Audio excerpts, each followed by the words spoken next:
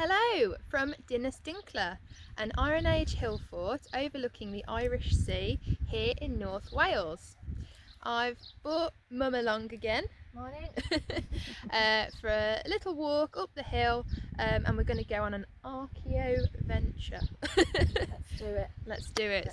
We're going to check out the interpretation panel just behind us, and yeah, take a look at the ruins up top, see what we can see.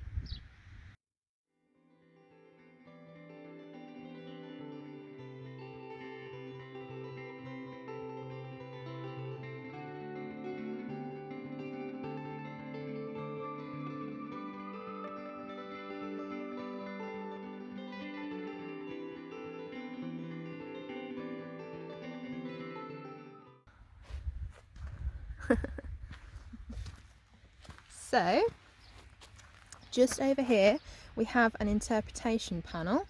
It's provided by the National Trust just here because the site is managed by them. It is looking a little bit weathered though, this sign. I don't know what you think, Mum. Yeah, just a little bit. It's a bit of wood missing, but it's fine. It's still intact. Yeah. Gives you a really good idea. Yeah, so it's reconstructed the site. It's given an artist's interpretation of how the site might have looked when people were living here. And it's just, very minimal information. It just tells us that the Hillfort dates back to the Iron Age. It was first built and occupied roughly 2,500 years ago. And since then, almost a third has been reclaimed by the sea. This picture gives some idea of how it may have looked all those years ago. And we can see with the artist's impression here, a complete hill fort with a few roundhouses inside. Some dwellings, isn't there? Yeah. Yeah, that's it, some dwellings. Looks to be one entrance and exit into and out of the hill fort. And it's just some pictures of the... Yeah, and we've just got, again, artists' interpretations of what might have been happening at the site when people were just living here, going about their day-to-day business, so hunting, weaving on a loom, people practising here with, I don't know, like weapons, does that look like? Yeah, they're practising that way, yeah. Oh look, and even up here, it shows people fishing through the sea. Yeah. So yeah, it's quite a nice little introduction to the site there, but as I say, we're going to head up the path just now and have a look at the view from the top.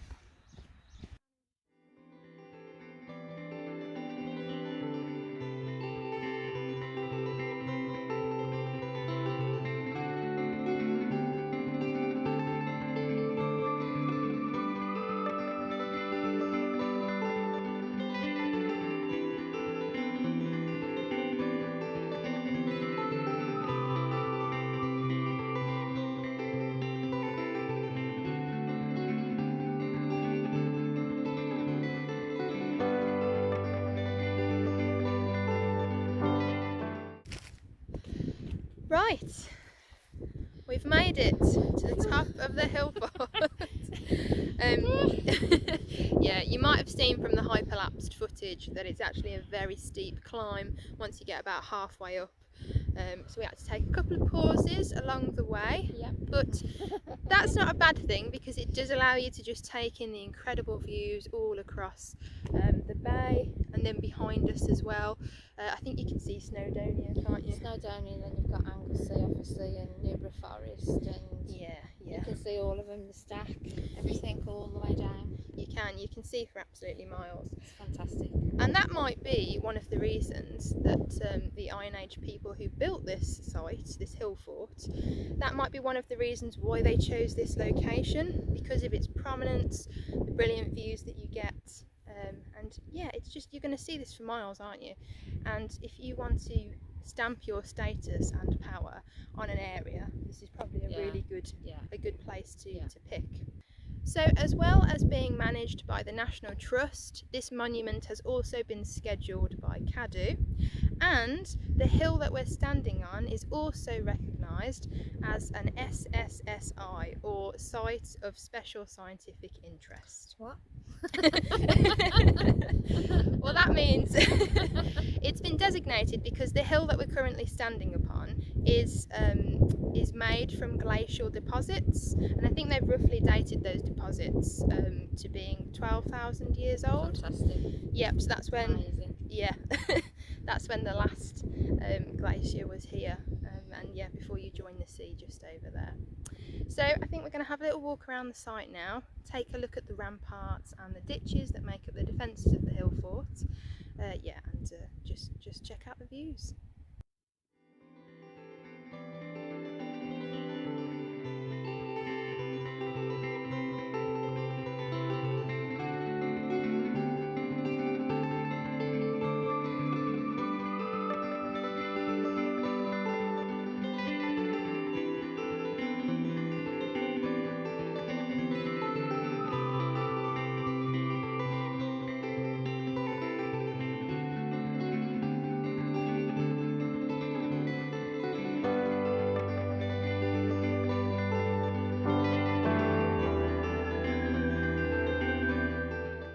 So just off in the distance over there, there's a slight gap in the defences, and that is the original entrance and exit to the interior of the hill fort. And on the National Trust interpretation panel at the start, we did see that the artist had painted timber palisades, Yeah, as well as a gatehouse. yeah, there was, yeah. So yeah, the gatehouse would have just occupied the gap over there, and the timber palisades would have ran around the top of the ramparts here. And again, you can just see the extent of that ditch, yeah, and the steepness of Very that. impressive, isn't it? If that's natural, Yeah. it's impressive. Well, when I was researching the site on the National Trust website, they said that when they've excavated parts of the site, or they've done corings, they've taken soil cores. I think it was from this end over here, the southeast end. Yeah. And they actually didn't find much archaeological evidence. So the lack of it is what makes archaeologists think that this site is predominantly a natural shape. Right. Because if people were making it, they'd leave rubbish behind, and that's how we can date who's been here.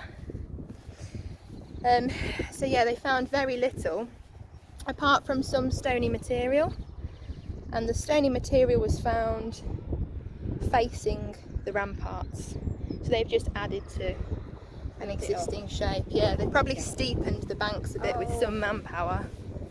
Oh. Here we go. Is it a bit high, Mum? It's a little bit slippy. I've got the wrong shoes on again. There we go. Hang on. Let's just see who's going to fall. Don't film me, Rach. There she goes. Good luck, Mum. Thanks, Rach. You leave me. So there we go. Beautiful views. So the ramparts have been just cut through here. Yeah, and then a gatehouse would have occupied the site. Yeah, it's quite wide, and it's quite a good size. Yeah. I mean, the entrance and exit would have had to have been wide to an extent, because you'd think people and goods would be moving through here. They'd probably be guards as well, manning the tower. Yeah, I suppose it all depends. Yeah. Checking what's coming in, checking what's it all coming depends out. what's coming in, yeah. And I suppose, again, because it's thought that this site was predominantly defensive, you'd have to be able to shut those gates and man them and yeah, just fend off attackers. I mean, they're going to have quite the job getting up the hill to begin with anyway. Don't we know it? You need at least 2 cups of tea by the time you get to the top. Exactly. But yeah, the earthworks around here are really impressive, and even though the site itself is subject to erosion, a lot still remains, and it's really nice, especially on a sunny day like this, to just come and explore and yeah, just see the bare bones of where people used to live.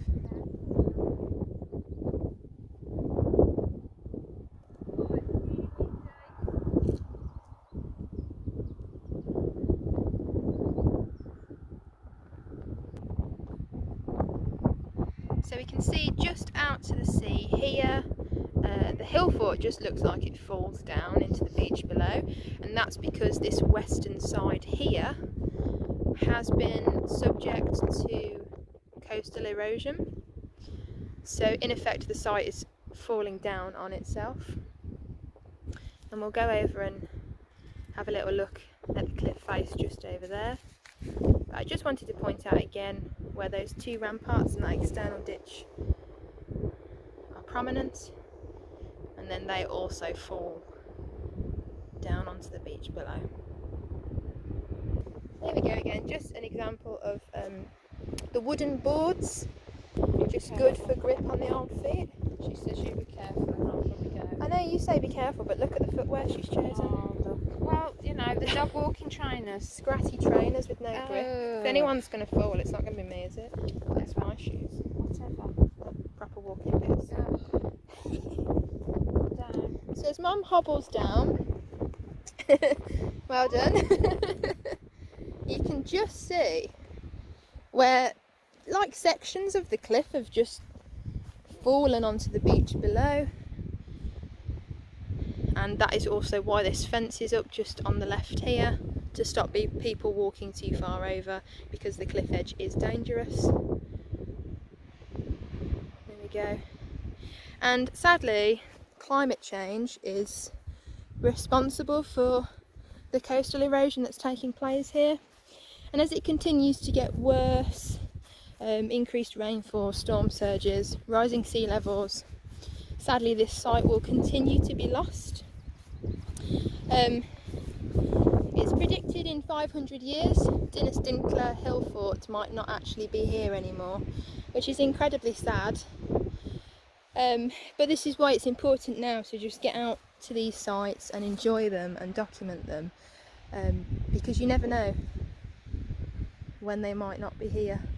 But there is a project called Cherish, and I think it's a mixture of archaeologists and local volunteers, and together they are documenting and recording any damage that occurs to the site, the erosion, the coring that I mentioned earlier. That was carried out as part of this project just to help learn a little bit more about the site, garner as much information as possible from it whilst it's still here. So just over there you can really see where the cliff face is eroding. I think I'll go and stand on the beach at the end as well and just get a different view of this western side. But yeah, it's estimated that, as we saw on the National Trust interpretation panel, a third of this site is believed to have already been lost onto the beach below, and that roughly works out to be between 20 and 40 metres. The sea is a beautiful colour on this camera. Yeah, it is. Really is. It is. Just off in the direction over there as well, I'm not quite sure, but again, when I was doing my research, as part of this Cherish project, there is, what's the word now? There is exposed peat. Oh right, on the front, yeah. Yeah, not on the front, not where we could see, but I think it was a kilometre away, roughly. There is actually exposed peat that was found and cored as part of this Cherish project. So that would suggest that the sea was originally a kilometre further out. Yeah. Because peat is of course like a freshwater soil. It could also suggest that the glacial sediments on which we currently stand were also further out towards the sea. Yeah. If I continue to walk, we can film the side. We can film this western side and walk. Rabbit holes. Yeah, there are quite a few rabbit holes. I've tripped up a few. There are so many factors that can lead to the destruction of the site. You know, not always malicious destruction, just natural destruction. As I mentioned, climate change, then all the little rabbit holes that we can see. Dogs walking, dogs running. Yeah, dogs walking, running. When there have been paths provided by the National Trust, and I'm not quite sure why there aren't any running through the centre of the hill fort, but we have stuck to the paths.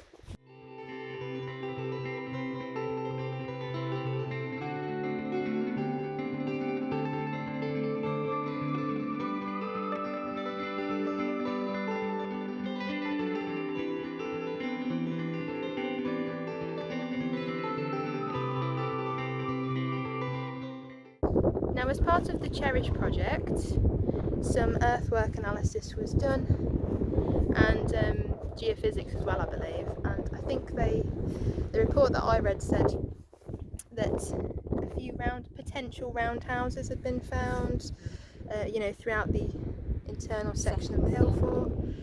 Other anomalies as well. Yeah. Big mound over there is mentioned. So yeah, there was.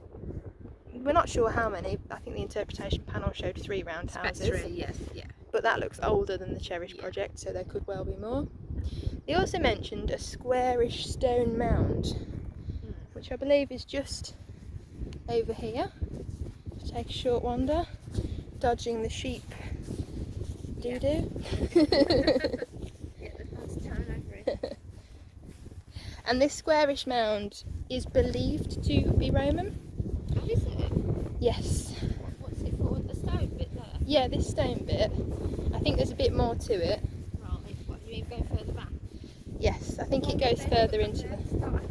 Well, they're not sure if it was a Roman tower or lighthouse, because on Anglesey there are a couple of Roman towers like that. That's actually, yeah, that isn't usual. Just say that one there, isn't it? Really? Yeah, there is just one. There's nothing else really. Because the hill, as I've said, is glacial sediments. That would have been hard to move that. It would. You'd need a lot of manpower.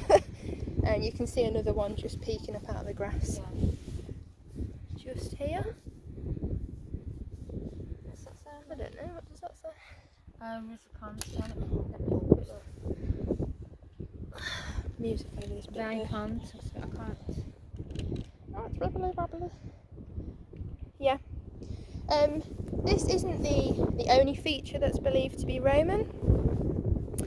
There have also been chance finds of pottery, Roman coins, and also something called an intaglio, which is a carved gemstone that you will set into a ring. So if I just show my ring there, something would be set into the top of that. And it's normally a carving, as I say. Yeah. There's been no extensive excavation of this site. I wonder though. Oh, I'm sure there's more. I bet there's more. I wouldn't be surprised if they do eventually excavate the site as well. It's huge, isn't it? It's huge, and given the current threats, as I've mentioned, Yeah. from erosion, I could see them doing something with it. Yeah, it's...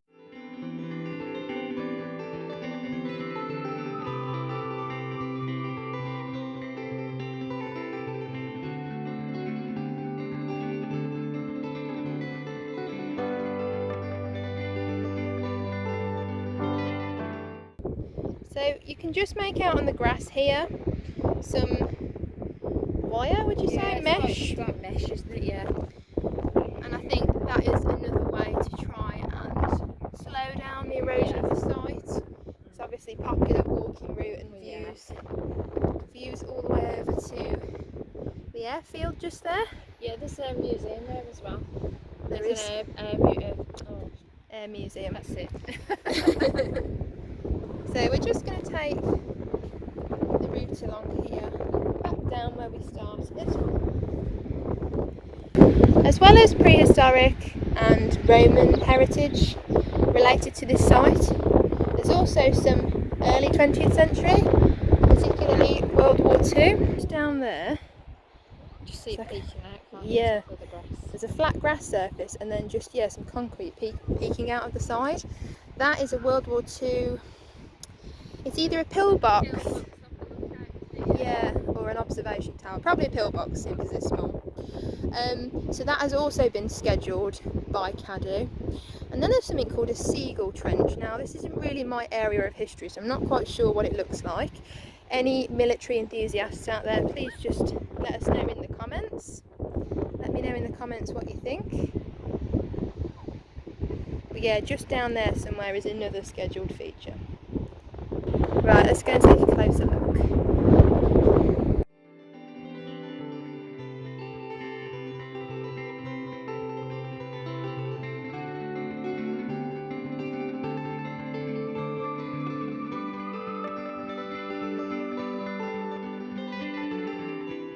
So the wind's calmed down now we've descended the hill fort. Can just see a big chunk of erosion up there. Oh, blimey, yeah. When I was... Oh, what a shame. It is a shame. When I was researching the site again, it did say that drier, hotter summers, like dry out the glacial sediments, and then it becomes desiccated and just blows away. Well, you can see it's like sand, isn't it? It is very, very... Just dry dirt. That's it, very delicate. But you can just see how steep, erosion aside, just how steep those sides are there. So even though Iron Age people would have been making use of a pre-existing feature, some manpower would still have been involved in constructing this site, in facing the ramparts with the stony material that I mentioned. And yeah, hard work indeed. And of course, erecting the timber palisades on the top. But it is very impressive. Even though there's only minimal interpretation and just earthworks to see, it's still incredibly impressive. And this would have certainly been a community effort or a tribal effort, and a status of power for whoever lived here. I should just mention, as I'm coming down this hill, you've got the car park just ahead of us here, the toilets as well, playground for the kids, and also a little beach cafe. Chip shop as well, isn't it? Oh, chip shop as well? I think it's a chip shop. Oh, right. It might be both. There's a pub. I mean, there is a caravan site just over there, so There's reckon... lots of them, isn't there? Actually keep going further up as well. Yeah. There's more to see. This is going to be a tourist area, isn't it? It is, yeah. That's so steep up there. Just pan round. Oh I gosh. don't think the camera does it justice, really. No. I mean, look at that. That's like... That's a heck of a climb, isn't it? Yeah. Heck of a climb. Are you ready for a cup of tea in a bit? Cup of tea. Hand up to me, Mum. I'm up to you. Ready for a cup of tea now. But we're going to have a look at the beach first. And just see what's on there. Oh, it's gone beautiful. Really lovely. You can see some people sort of cut straight up. Yeah. Oh, actually, yeah. I mean, if you do that, you're missing out on the other side, actually, aren't you? Because their path's only there, isn't it? Yeah. And it does add to the erosion of the site. Word of the day: erosion. Erosion. Well, yeah. Well, that's what it is. That's what it's about, isn't it? Jurassic Park fans, don't go into the long grass.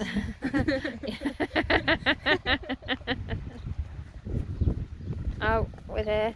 What is it? Gates with Rach. There we go. Where are we heading now? We're going to the beach now. Someone's not locked this gate. Oh my word. Come through, Mother. My ears. Hang on. Right, hang on. Let me just navigate this. Sorry about the wobble on the camera, folks. I'm just going to make sure it's shut behind me. Okay, well done, Rach. See, now she's making a mess. Well done. Well done. It's right. a science, I tell you.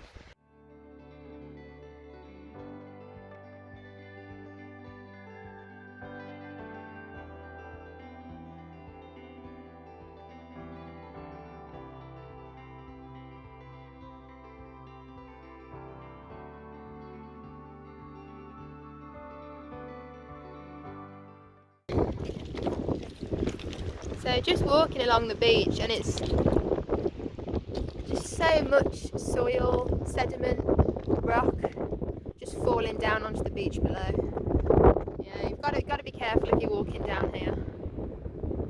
There are still grassy parts intact, you can see just in the middle there. But no, a lot of this soil and sediment is exposed.